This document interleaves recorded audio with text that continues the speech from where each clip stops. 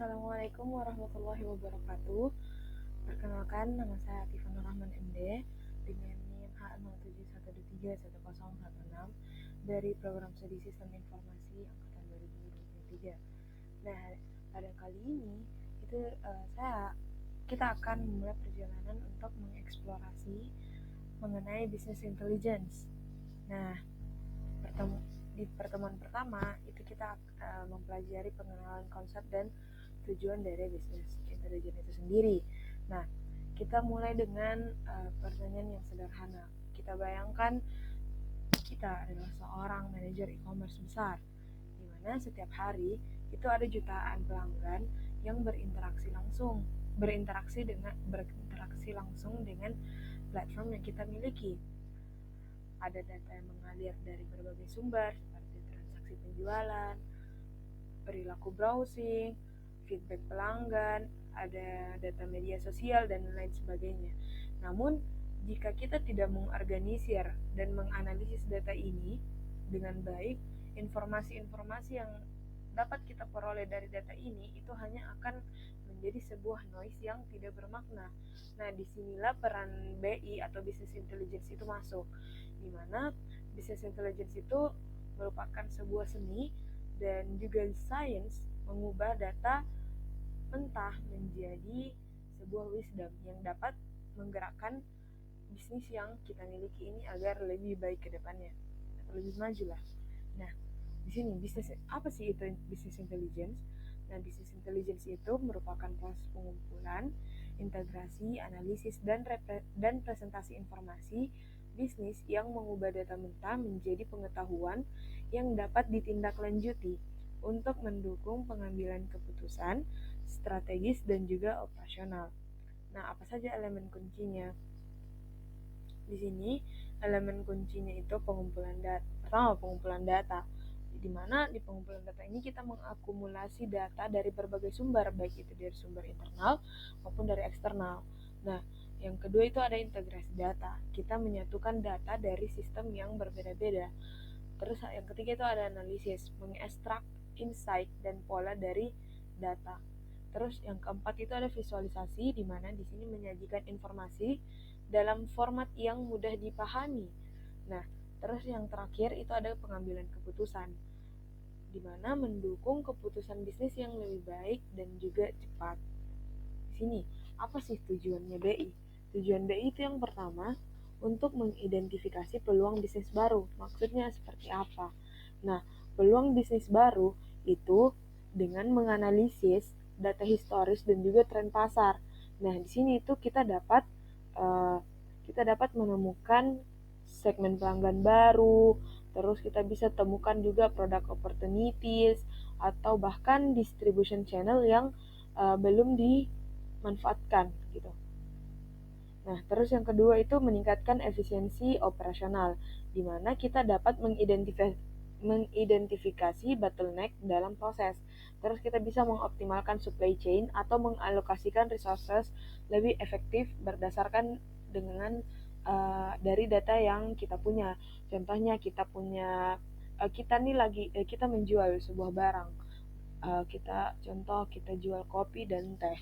Nah, dari data yang kita miliki ternyata pelanggan itu dia lebih suka membeli kopi dibandingkan teh, atau bisa dibilang kopi ini dia lebih top seller lah dibandingkan teh. Nah, di sini kita bisa alokasikan dana yang kita miliki untuk membeli resources, atau kita bisa membeli kebutuhan untuk penjualan kopi gitu. Ini kan lebih efektif daripada kita membagi data kita membagi biaya yang kita miliki sama rata, tapi ternyata yang lebih laku tuh kopi, terus si tehnya nggak begitu laku, maka terus kita bagikan biayanya itu sama rata, kan akan bisa dibilang akan rugi. Kita akan mengalami kerugian karena ya teh tidak begitu diminati dibandingkan kopi. Terus yang ketiga, mempercepat pengambilan keputusan. Nah, alih-alih kita menunggu laporan mingguan atau bulanan, kita bisa memiliki insight yang real time, yang kita bisa akses itu kapan saja. Nah, yang keempat itu memberikan competitive advantage, di mana dalam pasar yang kompetitif, organisasi yang bisa merespon tren pasar lebih cepat itu dia akan menang. Nah, di sini business intelligence itu enabler untuk kecepatan akan hal ini. Nah, yang terakhir itu meningkatkan customer satisfaction, di mana dengan kita memahami kebutuhan dan preferensi dari customer itu sendiri melalui data yang kita miliki, kita itu bisa dapat personalisasi layanan. Terus kita bisa juga meningkatkan retention dan juga bisa build loyalty dari bisnis kita dan juga dari customer. Nah, terus manfaatnya BI apa? Yang pertama, bisa keputusan yang data driven, bukan intuisi. Jadi kita ini mengambil keputusan yang berdasarkan dari data, bukan dari intuisi belaka gitu.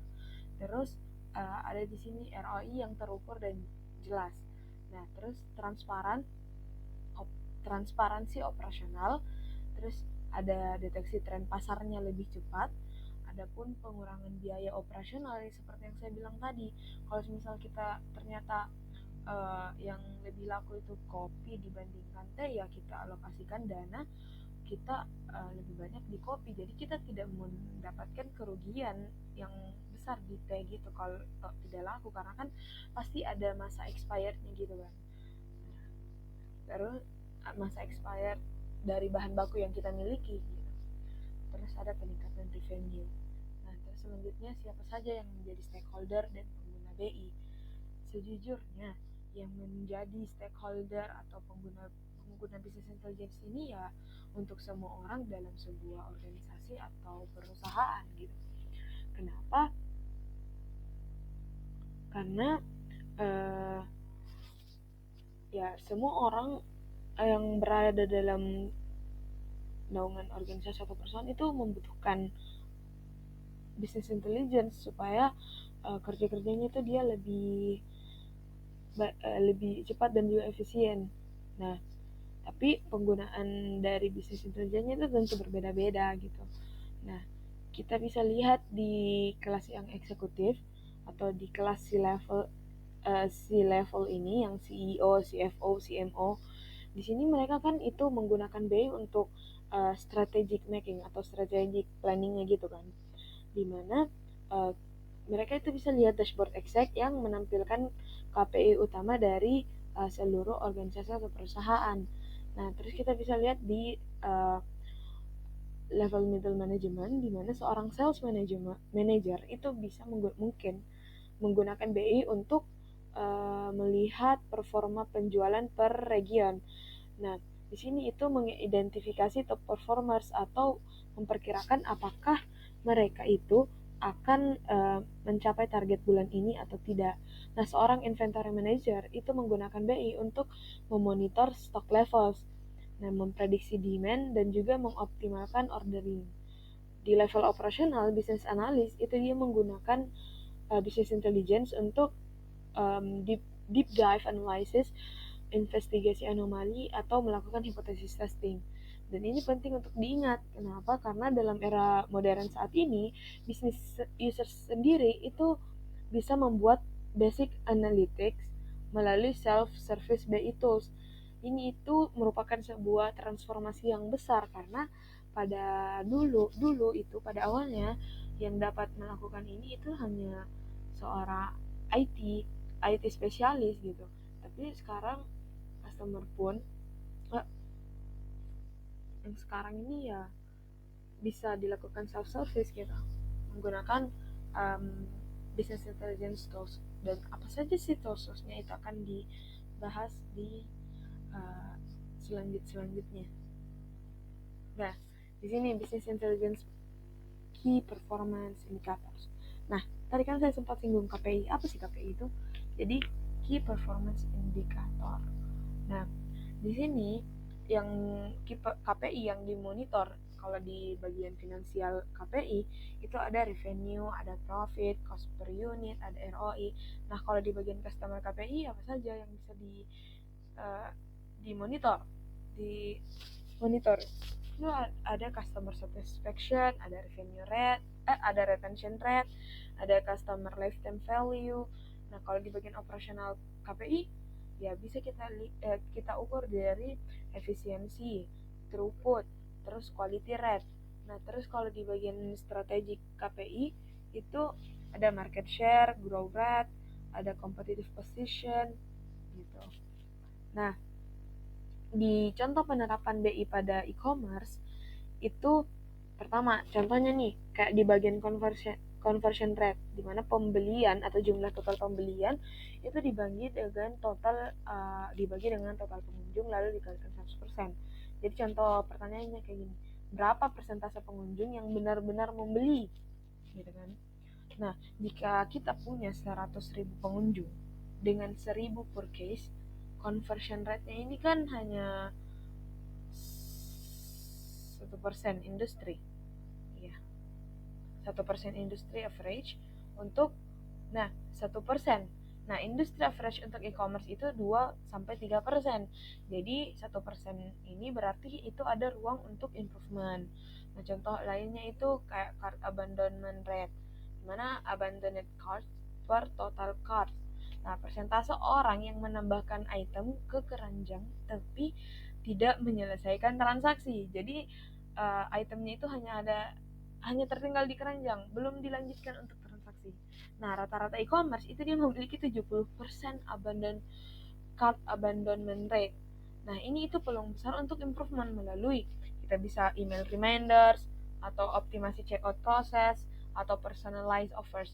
Nah, contohnya itu kayak kita bisa lihat di platform e-commerce besar online saat ini, di mana ketika kita memasukkan item ke keranjang, maka brand atau owner brandnya itu akan melakukan chat atau follow up ke kita kayak item ini udah mau habis loh, apakah kamu tidak ingin melakukan tahap selanjutnya, di mana tahap selanjutnya itu adalah melakukan transaksi pembelian gitu.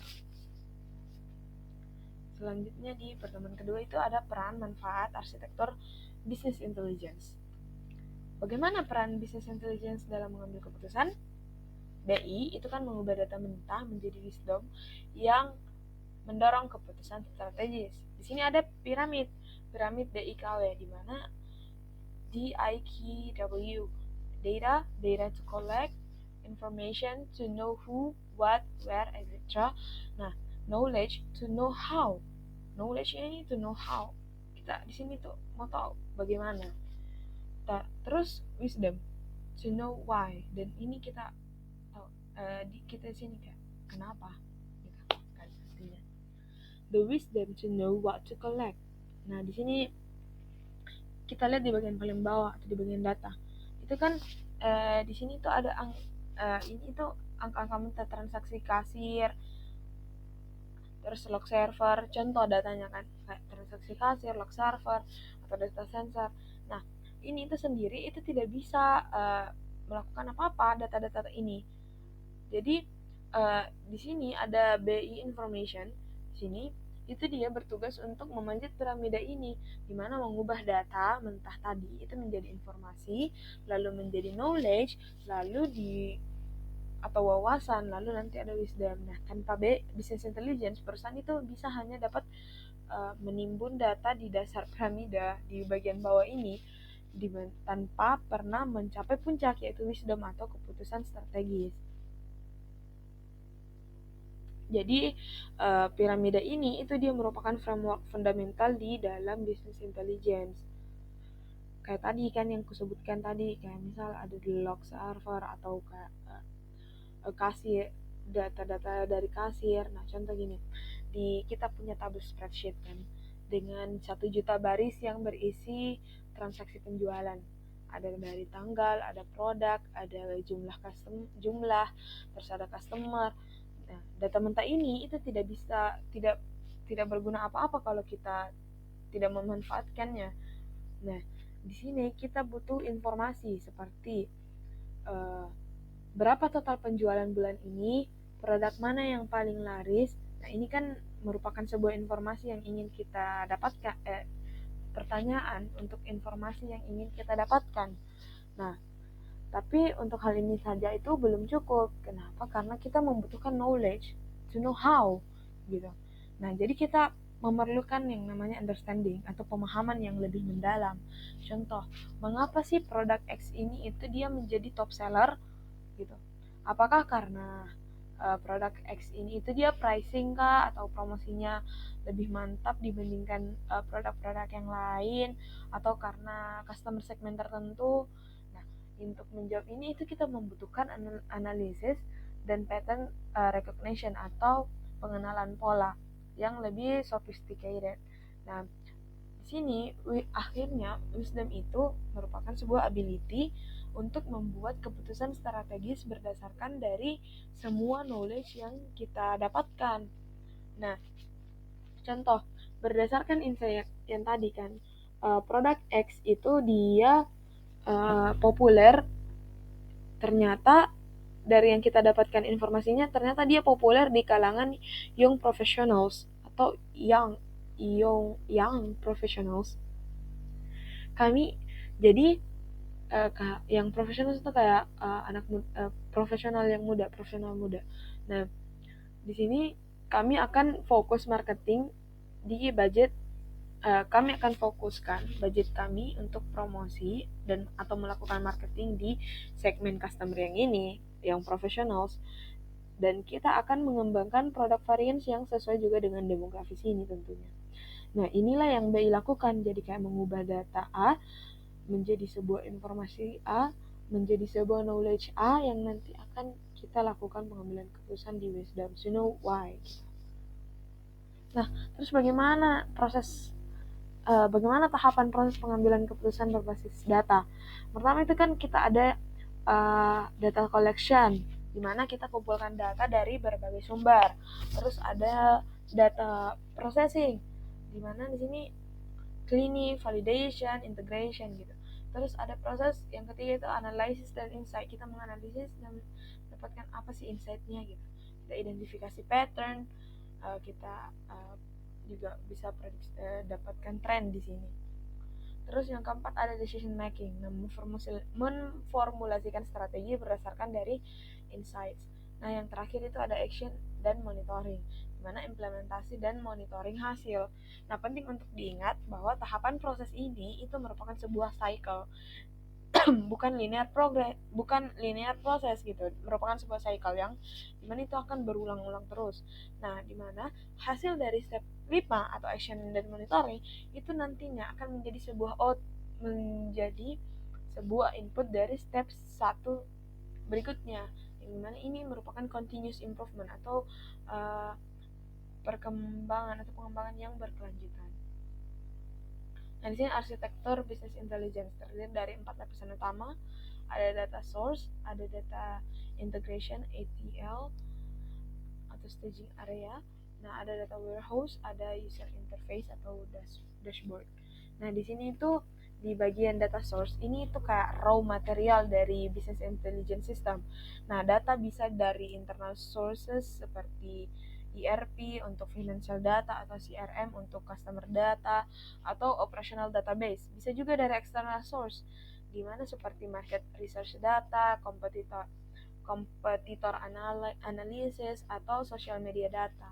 Nah, di sini yang kayak memang raw datanya gitu, raw data mentah gitu. Terus sebenarnya di sini ada berbagai macam lagi layer-layernya seperti data integration ETL atau staging area. Nah, ini tuh proses transformasi data dari berbagai format menjadi format yang unified yang bisa dianalisis. Jadi ETL ini itu singkatan dari extract, transform, and load atau load. Extract, transform, and load gitu. Nah, terus ada juga sebenarnya data storage. Data storage atau data warehouse. Di sini ada metadata, summary data, raw data itu kan yang tadi sebenarnya di situ berkumpul. Nah, ini itu brain dari atau otak dari business intelligence system, di mana repositori terpusat yang menyimpan sebuah data yang telah diintegrasikan.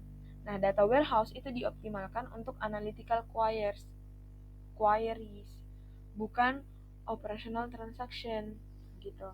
Nah, sebenarnya setelah di sini itu ada lagi macam-macamnya, kayak kita bisa melakukan ada layernya seperti kayak data processing, di mana kita melibatkan OLTP versus arsitektur OLAP, dan yang nanti arsitektur ini akan dijelaskan lebih lanjut di materi selanjutnya.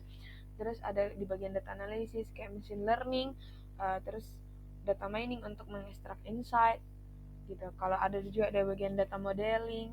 Sebenarnya ada banyak macam layernya lagi di dalam lapisan utama ini gitu. Tapi empat lapisan utama, tapi ada lagi lapisan-lapisan lain di dalamnya sehingga kita bisa melakukan visualisasi data yang akan dilihat oleh user. Jadi semua layer ini itu dia bakalan bekerja sama untuk mengubah data mentah ini menjadi sebuah actionable insight gitu. Nah, data source dalam BI. Nah, di sini ada internal source, ada external source seperti yang telah saya sebutkan tadi, sempat singgung. Seperti ERP systems atau kita SAP, Oracle, di mana financial, HR, procurement, data, terus ada CRM system, Salesforce, di mana customer, sales, support data gitu. Ada juga kayak ini kan contoh-contoh internal source kan. Terus ada flat files dalam bentuk CSV atau Excel files, ada operational database, transaction records, ada external source. External source itu apa saja? Kita bisa lihat di sini ada market data, di mana industry trends, competitor analysis, terus ada weather data, di mana untuk retail, agriculture atau logistik, terus ada social media, di mana customer sentiment, brand mentions, ada juga APIs, real-time data from third-party service, di mana ada IoT device, real-time sensor data gitu. Ada banyak macam source yang dapat kita miliki. Ada dari berbagai arah source-nya. Terus data warehouse. Apa sih data warehouse itu tuh? Kan tadi sempat disebutkan. Data warehouse itu pusat penyimpanan data dalam business intelligence. Nah, repositori terpusat yang menyimpan data integrated dari berbagai sumber operasional dioptimalkan untuk query dan analysis. Nah, karakteristik data warehouse ini seperti apa? Pertama, subject oriented, di mana organized by business subject seperti sales, marketing, finance gitu. Terus yang kedua, integrated. Data dari berbagai sumber itu telah distandarkan dan diakumulasi. Jadi sudah melalui tahap standarisasi gitu datanya. Jadi isn't raw data, tapi integrated data. Nah, terus ada time variant, di mana menyimpan historical data untuk trend analysis, ya, dari kayak semacam waktu gitu, musim. Terus non volatile, data tidak berubah setelah di loaded, hanya append. Loaded itu dimuat, gitu. Jadi hanya append itu menambah. Perbedaan dengan operational database. Pertama, kalau operational database di tujuannya itu dia untuk daily operation, sedangkan untuk data warehouse itu dia tujuannya untuk analysis and reporting. Nah, kalau operational database di bagian optimization dia itu write optimize, sedangkan kalau data warehouse itu dia read optimize. Nah, kalau dari segi data volume, ODB atau operational database itu dia current sekarang. Kalau data warehouse itu dia historical plus current, jadi dia lebih banyak datanya. Terus query type, kalau dari query dia, kalau di operational database itu dia simple, terus frequent update, sedangkan di warehouse dia itu complex dan analytical. Nah, kalau dari segi user, dilihat dari segi user, dia operational stuff. Kalau di operational DB itu dia lebih ke operational staff, sedangkan kalau data warehouse dia lebih analyst sama manager studi kasus e-commerce BI implementation.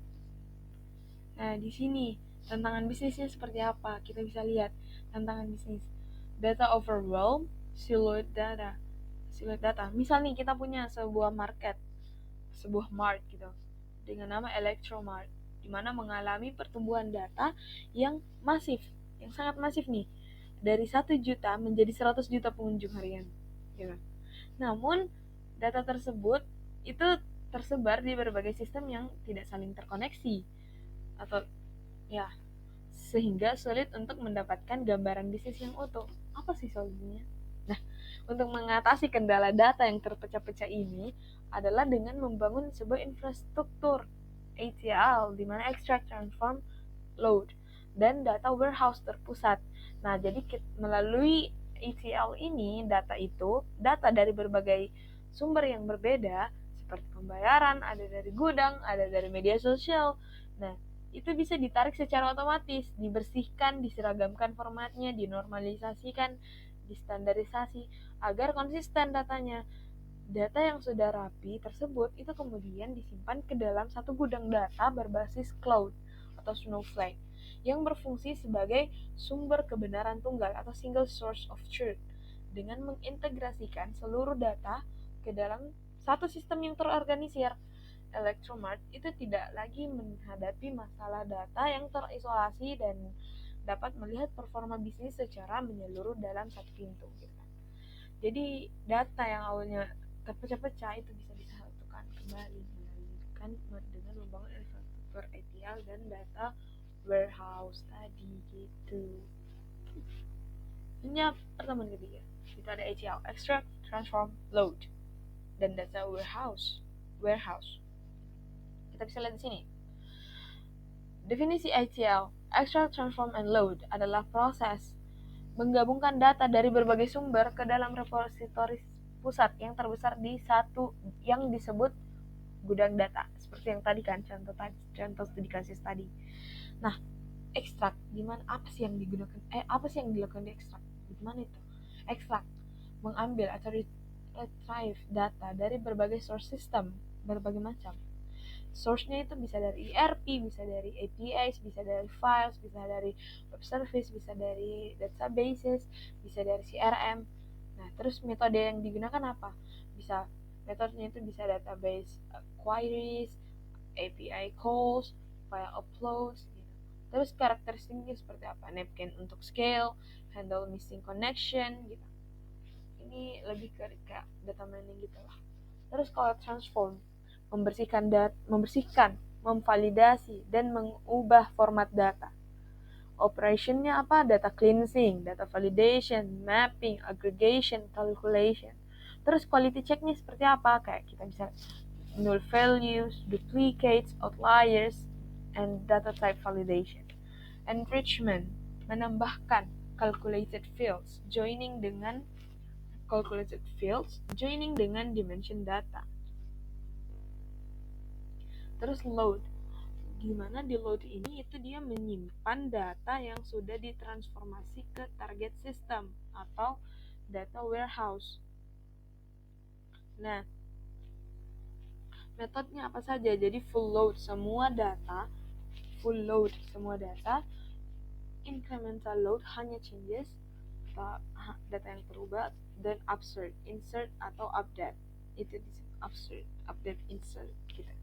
Terus scheduling, batch, schedule times, dia di sini tuh real time script atau streaming, bisa micro batch. Nah, monitoring, reconciliation, terus ada error handling, ada rollback procedure. Terus data warehouse. Nah, di sini data warehouse adalah repository khusus, dirancang bukan untuk operasional harian, tapi murni untuk tujuan analisis, yang digunakan untuk mendukung keputusan strategis yang diciptakan untuk menyelesaikan masalah yang tidak bisa diselesaikan oleh database operasional sehari-hari atau OLTP. Nah, kriterianya itu kayak kita bisa di sini disediakan, bisa kita lihat dari kriteria tujuan utamanya apa, struktur datanya seperti apa. Untuk OLTP atau Online Transaction Processing, di mana tujuan utamanya itu dia mendukung operasi harian dan transaksi, jadi menjalankan bisnis kan. Sedangkan di OLAP atau Online Analytical Processing, di mana mendukung analisis data historis dan pengambilan keputusan strategis, jadi mengelola bisnis. Yang satu menjalankan bisnis, yang satunya mengelola bisnis. Terus ada struktur data lagi. Untuk dilihat dari kriteria struktur data, OLTP ini dia itu normalisasi tinggi. Datanya itu dipecah menjadi banyak tabel kecil untuk meminimalkan redundansi. Sedangkan di OLAP itu dia melakukan denormalisasi atau dimensional model, di mana struktur lebih datar atau skema bintang atau salju untuk akses yang cepat. Terus ada fokus operasi, di mana di sini cepat tulis, tambah, ubah data untuk OLTP. Sedangkan untuk OLAP itu dia cepat baca dan meringkas data karena dia analisis kan. Terus untuk volume data di OLTP itu dia sedang hingga besar, untuk fokus pada data saat ini dan detail. Sedangkan untuk OLAP itu dia sangat besar datanya. Terus dia cakup data historis, jadi 5-10 tahun yang sudah teragregasi. Bagaimana kinerjanya tentu beda. Dioptimalkan kalau OLTP itu dia dioptimalkan untuk kecepatan pemrosesan satu baris data, entry pesanan gitu. Kalau OLAP itu dia dioptimalkan untuk kecepatan pemrosesan, jadi jutaan baris data sekaligus. Nah, contoh sistemnya, jadi kalau di OLTP itu sistem kasir, ERP, CRM, basis data akuntansi. Kalau di OLAP, contoh sistemnya seperti apa? Data warehouse, data mart, BI tools seperti Tableau dan Power BI. Terus ada desain kuncinya, di mana desain kunci ini kalau di OLTP itu dia integrasi data, memastikan data konsisten saat transaksi. Terus OLAP itu dia kecepatan query, di mana memastikan laporan itu dapat dihasilkan secara instan. Database transaksional OLTP untuk menjalankan bisnis. Sedangkan data warehouse atau OLAP itu mengelola dan menganalisis bisnis. That's the difference. Itulah perbedaannya. Nomor 4, pemodelan dimensional analisis OLAP. Data operasional, data sehari-hari OLTP, detail, cepat update, volatil. Data operasional adalah data yang digunakan untuk menjalankan bisnis. Sedangkan data analitis itu atau data DW itu data warehouse atau OLAP, menggunakan arsitektur OLAP. Historis, read only, teragregasi. Data analitis adalah data yang digunakan untuk mengelola bisnis dan melihat tren jangka panjang. Dimensional data model. Jika sistem OLTP menggunakan struktur yang sangat rapi dan kompleks, normalisasi, di data warehouse itu kita melakukan hal yang sebaliknya. Kita menggunakan dimensional data model. Nah, model ini itu dipopulerkan oleh Ralph Kimball yang menekankan bahwa data warehouse itu harus mudah digunakan untuk user business, not only for IT specialist. Nah, dimensional modeling adalah cara desain database khusus untuk analytics yang berbeda dari database operasional biasa. Kenapa dimensional modeling lebih baik untuk analytics? Ya, karena query cells by region atau product last quarter di normalized database itu butuh 8 sampai 10 join tables yang lambat 5-10 detik. Di star schema dimensional itu cuma butuh 2-3 join dan selesai dalam 5 detik. Prinsip utamanya itu ada 5. Pertama, business process bukan technical structure. Yang kedua, pakai confirm dimension yang sama di semua fact table. Terus yang ketiga, measures harus additive, dimana bisa dijumlah. Terus yang keempat, grain consistent, setiap row itu sama detailnya. Yang kelima, pakai surrogate keys, bukan natural keys. Dimensional data model, proses desainnya itu step by step. Dimana pertama diidentifikasi itu business process seperti sales atau inventory. Yang kedua itu declare grain. Satu raw fact table represent apa? Misal satu transaksi atau satu order itu dia dapat merepresentasikan apa gitu, satu row-nya. Satu row satu baris gitu.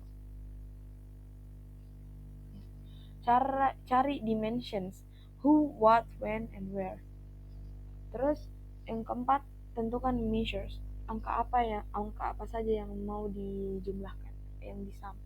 Terus yang kelima, validasi sama business user. Hindari kesalahan umum seperti mixing grains, campur detail dan summary di satu fact table. Terus masukin non-additive measure seperti average langsung ke fact table, bikin terlalu banyak dimension. Tidak pakai confirm dimension, sehingga tidak bisa link antar fact table, jadi tidak bisa terhubung antar fact table gitu. Lanjut, dimensional data model. Dimensi dan fakta dalam model data dimensional. Fact table adalah pusat start skema yang berisi numeric measures yang bisa diagregate, sementara dimension tables itu berisi deskriptif konteks seperti who bought, what product, when, and where. Kita bisa lihat di tabel ini. Selanjutnya pengenalan data cube dan OLAP. Data cube itu adalah konsep logis dan struktur fisik yang digunakan dalam data warehouse untuk memfasilitasi analisis data multidimensi yang cepat, di mana setiap sel dalam kubus itu berisi nilai yang sudah diagregasi atau sudah diakumulasikan dari kombinasi semua dimensi yang terkait. Nah, berfungsi untuk mengatasi keterbatasan tabel dua dimensi relasional, sehingga query analisis yang kompleks itu dapat dieksekusi dalam waktu subdetik. Nah, operasi OLAP atau Online Analytical Processing adalah metodologi atau proses interaktif yang diterapkan pada data cube untuk memungkinkan pengguna menjelajahi dan menganalisis data dari berbagai sudut pandang multidimensi dengan tujuan memberikan wawasan real time kepada analis dan manajer tanpa perlu menunggu query SQL yang lambat dan kompleks itu. Pengenalan data cube dan OLAP. Tipe-tipe implementasi cube, arsitektur OLAP itu ada multidimensional OLAP, ada relational OLAP, ada hybrid OLAP. Nah, struktur keunggulan serta kelemahannya tertera di presentasi. Operasi OLAP itu ada drill down, yang bergerak dari level agregasi tinggi ke level detail, mendapatkan lebih banyak detailnya. Drill down. Roll up, kebalikan dari drill down. Dia bergerak dari detail ke ringkasan, mengurangi detail. Kalau slice, dia memilih satu nilai tertentu pada satu dimensi untuk menghasilkan irisan data baru. Kalau dice, dia memilih nilai tertentu pada dua atau lebih dimensi untuk menghasilkan potongan dadu data. Terus pivot atau rotate, memutar atau menukar dimensi di sumbu tampilan, misalnya dari baris ke kolom. Pertemuan 5, data mining dan analisis prediktif. Pemodelan data. Di sini pemodelan data menggunakan SQL. SQL adalah bahasa utama untuk data modeling di data warehouse sebelum masuk tahap data mining. Di start schema, SQL dipakai untuk ETL transformation, data aggregation, window functions untuk ranking, dan CTA atau common table expression untuk complex logic. SQL isn't only untuk ambil data dalam konteks BI dan data mining. SQL itu berperan penting dalam pertama data selection, di mana mengambil irisan data yang tepat dari table fakta dan dimensi, mirip operasi slice dan dice pada OLAP. Terus yang kedua, data aggregation, melakukan perhitungan ringkasan, misalnya total penjualan bulanan per kategori, sebelum data dikerahkan ke algoritma prediktif. Terus yang ketiga, ada feature engineering, di mana tahap menyiapkan kolom-kolom baru yang relevan untuk mining. Contohnya itu menghitung resensi, frekuensi, monetary dari data transaksi menggunakan SQL yang menjadi input penting untuk algoritma segmentasi pelanggan. Pengenalan data mining dan analisis prediktif serta algoritma dasar. Data mining adalah proses menggali emas dari tumpukan data besar. Nah, ini isn't only cuma melaporkan apa yang terjadi di masa lalu, tapi data mining ini itu dia bertujuan untuk menemukan sebuah pola yang tersembunyi gitu. Jadi dia melakukan penggalian untuk menemukan sebuah pola tersembunyi yang dapat digunakan untuk prediksi. Nah, jika BI tradisional itu dia menjawab apa yang terjadi, sedangkan data mining dan data analisis prediktif itu lebih dalam lagi, levelnya itu lebih tinggi. Dia menjawab pertanyaan apa yang akan terjadi. Gitu. Algoritma dasar seperti regresi, klasifikasi, clustering, dan asosiasi, ini 4 pilar utama dari algoritma data mining. Pertama, contohnya algoritma regresi. Regresi itu memprediksi nilai numerik, di mana menggunakan hubungan antar variabel untuk memprediksi nilai numerik yang berkelanjutan. Contohnya bisa memprediksi jumlah penjualan bulan depan, memprediksi harga rumah, gitu, atau memprediksi tingkat churn, persentase pelanggan yang hilang. Ini adalah contoh dari hasil regresi. Biasa itu dia menggunakan scatter plot gitu. Contohnya kayak gini biasanya. Terus ada algoritma klasifikasi, di mana memprediksi kategori atau kelas. Untuk memprediksi kategori atau kelas diskrit dari suatu item data, di mana contohnya itu dia memprediksi apakah seorang pelanggan itu akan beli atau tidak suatu produk. Memprediksi apakah email ini adalah spam atau bukan. Nah, di sini itu biasa menggunakan decision tree. Algoritma decision tree di sini itu kayak bisa dilihat di sini kan ada node-node banyak, terus ada leaf-nya di sini. Nah, model ini itu bekerja seperti diagram Allier, di mana ia bertanya apakah pelanggan ini memiliki pendapatan di atas 10 juta, ya atau tidak. Jika ya, ia lanjut ke pertanyaan lain. Pada akhirnya, poin ini tuh menuntun kita ke keputusan akhir. Misalnya, pelanggan ini tuh 90% akan membeli produk kita. Ini itu sangat berguna untuk memfilter calon pembeli atau mendeteksi fraud atau tindakan penipuan.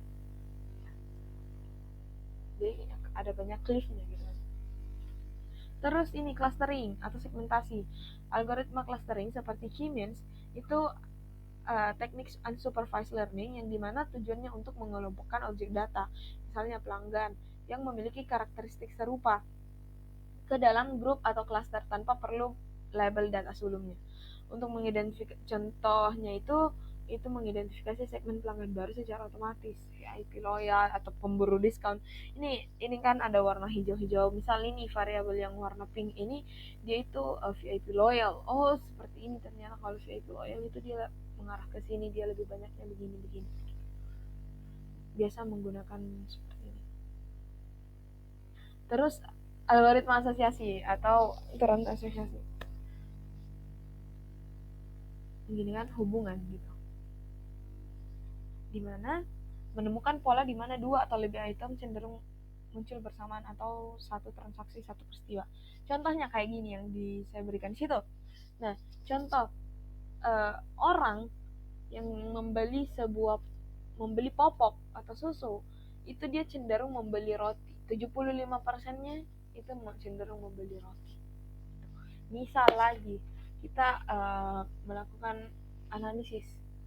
Nah, jika pelanggan ini membeli keju dan membeli roti, dia apakah pelanggan ini yang mana lebih besar? Apakah dia akan membeli sebuah susu atau dia membeli sebuah teh? Gitu. Yang mana lebih besar hubungannya gitu. Terus pertemuan 6, pemanfaatan visualisasi data dan dashboard. Pertama, visualisasi data itu mengkomunikasikan data, ya kan? Kompleks menjadi visual intuitif yang mudah dipahami. Dashboard itu koleksi visualisasi dan metrik dalam satu layar monitor hubungan bisnis performance real time, berbeda dari report statis yang dibuat harian atau mingguan. Nah, KPI adalah metrik terpenting dipantau seperti churn rate, customer acquisition cost, gross margin. Nah, ini contoh commercial dashboard. Terus ada jenis dashboard, itu ada 3, strategic for executive high levels, terus ada tactical, ada operational. Terus dashboard design rules, itu juga ada rulesnya. Design dashboard yang pertama itu clarity, data itu harus dimengerti tanpa explanation gitu. Terus yang kedua ada simplicity, remove semua non essential elements, gunakan Pareto principle 80/20. Terus consistency, sama font, color scheme, color scheme, terus layout convention across the board. Executive dashboard itu menunjukkan 5-7 KPU utama untuk si levels. Nah, kalau operational dashboard itu dia menunjukkan detailed 20-30 metrics untuk tim harian, drill dan capability. Nah, di sini pengembangan laporan bisnis. Dia menggunakan BI tools, di mana level BI tools untuk pelaporan itu mendukung berbagai jenis kebutuhan laporan, tidak hanya dashboard interaktif. Kalau self-service reporting itu bisa toolsnya itu kayak Tableau, Power BI, ada ClickView. Kalau operational reporting itu bisa pakai Oracle BI, ada SAP Business Object. Kalau embedded reporting itu bisa laporan di dalam aplikasi CRM atau ERP. Terus selanjutnya di bagian laporan interaktif dan analisis. Nah, pembuatan laporan interaktif dan analisis di era BI modern, itu laporan tidak lagi menjadi dokumen statis. Mereka ini telah berevolusi menjadi alat hidup yang responsif. Konsep laporan interaktif itu adalah mengubah user bisnis dari sekedar konsumen data pasif yang hanya bisa membaca apa yang disajikan menjadi analis data aktif yang dapat menunjukkan pertanyaan baru kepada data tanpa harus memanggil tim IT gitu, tanpa harus memanggil tim IT untuk menjelaskan. Terus ini adalah kunci dari self-service BI. Pertama, memperdayakan pengguna di level manajemen dan operasional untuk mendapatkan jawaban secara instan. Ini sangat penting untuk analisis ad hoc, di mana pertanyaan bisnis itu muncul secara mendadak dan membutuhkan respon yang cepat tentunya. Interactivity level itu basic, filter and sort. Terus intermediate ada drill quality and report, ada advanced drill true to detail source, cross filtering across charts. Jadi ada 3 interactive level.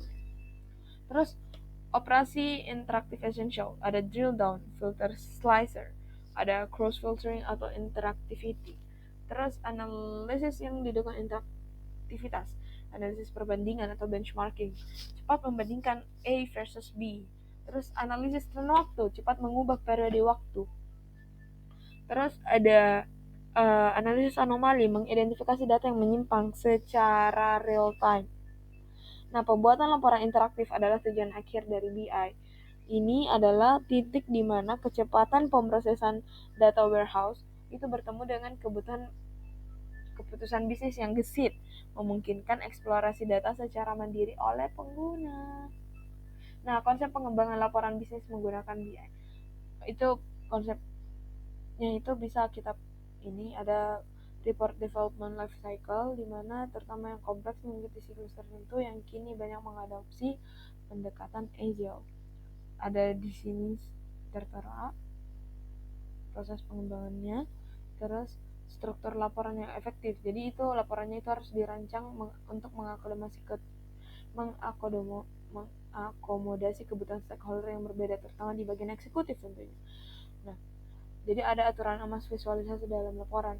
Setiap grafik itu harus memiliki judul yang jelas, label sumber atau akses, terus legend, dan narasi penjelas yang menyoroti anomali atau konteks. Jadi harus jelas. Nah, terus ada konsep pengembangan laporan bisnis menggunakan. Sini laporan bisnis report memiliki fungsi yang berbeda dari dashboard. Jika dashboard itu alat pemantauan interaktif, nah laporan itu dokumentasi formal dan komprehensif yang menjadikan analisis data mendalam dengan narasi penjelas. Ini tuh seringkali didistribusikan secara periodik, mingguan atau bulanan, dalam format PDF atau Excel. Nah, berikut perbedaannya dan perbedaan antar tujuannya. Pengenalan alat-alat BI. Sini ada Tableau software, di mana itu market leader untuk data visualization dengan 50% market shares. Paling powerful untuk self-service analytics dan beautiful dashboard. Jadi workflow-nya itu seperti ini, data terus di drag gitu datanya. Nah, terus bisa dipublish. Nah, kalau ini tuh tipikal skenario itu misal user mau lihat sales by region for last 12 months, terus dia drag region ke row, terus dia drag sales to column, month to tooltip, terus tableau auto create dia. Jadi kayak dia tinggal ngedrag gitu, terus nanti kelihatanlah resultnya. Kalau Power BI itu dia Microsoft Analytics Platform integrated dengan Azure Ecosystem, pricing lebih affordable, jadi growing rapidly. Jadi uh, begini, ada arsitekturnya, terus workflow-nya itu kita connect ke Excel. Jadi bedanya tuh kalau kayak kita juga sebenarnya bisa juga connect ke Excel, tapi kalau Tableau itu dia lebih kita ngedrag datanya aja gitu. Kalau di BI itu um, sebenarnya sama, tapi ada perbedaan lah yang bisa ditahu ketika kita mencobanya gitu. Karena saya pernah menggunakan Tableau dan saya juga pernah menggunakan Power BI, dan untuk sejauh ini sebenarnya saya lebih cocok untuk menggunakan Tableau, yang dimana mungkin karena saya sudah melakukan beberapa analisis project kecil-kecilan begitu untuk tugas menggunakan Tableau dibandingkan Power BI. Tapi untuk business intelligence kali ini itu di tugas akhirnya kami menggunakan Power BI gitu. Dan sama-sama bisa dipublish gitu. Nah, mungkin itu saja yang dapat saya sampaikan, kurang lebihnya mohon dimaafkan. Wassalamualaikum warahmatullahi wabarakatuh dan semoga bermanfaat. Semangat semuanya.